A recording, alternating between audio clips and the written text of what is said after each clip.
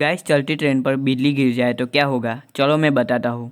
अगर चलती ट्रेन में बिजली गिर जाए तो ट्रेन में बैठे यात्रियों को कुछ भी नुकसान नहीं होगा, क्योंकि ट्रेन बाहर से तो धातु की बनी होती है, पर ट्रेन को अंदर से बनाने के लिए धातु का यूज़ नहीं किया जाता। अगर ट्रेन पर बिजली गिरती है तो बिजली ट्रेन की बाहरी बॉडी से रेलवे ट्रैक पर लगे अर्थिंग डिवाइस की मदद से बिजली जमीन में चली जाती है। वीडियो अच्छा लगा तो लाइक करें और ऐसे इंटरेस्टिंग फैक्ट जानने के लिए मेरे चैनल को सब्सक्राइब करें।